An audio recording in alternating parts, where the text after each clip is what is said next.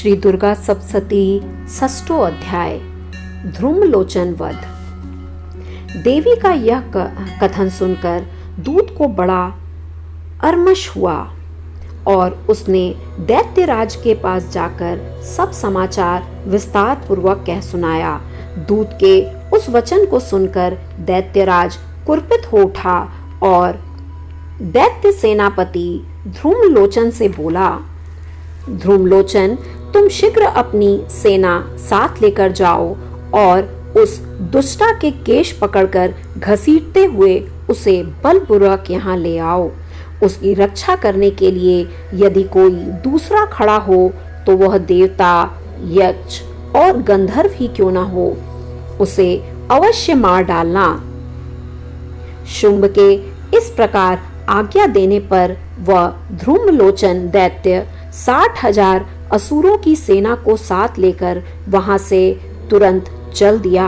वहां पहुंचकर उसने हिमालय पर रहने वाली देवी को देखा और ललकार कर कहा, अरे तू शुंभ निशुंभ के पास चल। यदि इस समय प्रसन्नता पूर्वक मेरे स्वामी के समीप नहीं चलोगी तो मैं बलपूर्वक झोटा पकड़कर घसीटते हुए तुम्हें ले जाऊंगा। देवी बोली, तुम्हें दैत्यों के राजा ने भेजा है। तुम स्वयं भी बलवान हो और तुम्हारे साथ विशाल सेना भी है।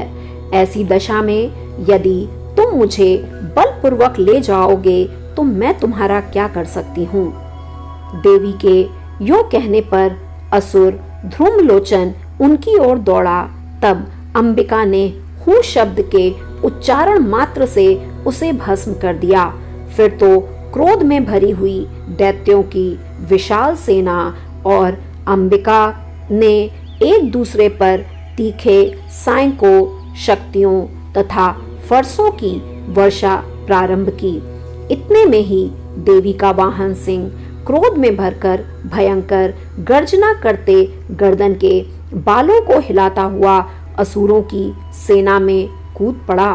उसने कुछ दैत्यों को पंजों की मार से, कितनों को अपने जबड़ों से और कितने ही महादैत्यों को पटककर होठ की दाढ़ों से घायल करके मार डाला। उस सिंह ने अपने नखों से कितने के पेट फाड़ डाले और थप्पड़ मारकर कितनों के सिर धड़ से अलग कर दिए।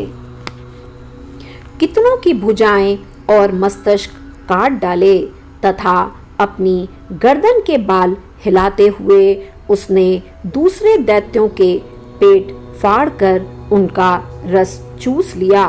अत्यंत क्रोध में भरे हुए देवी के वाहन उस महाबली सिंह ने क्षण भर में ही असुरों की सारी सेना का संहार कर डाला।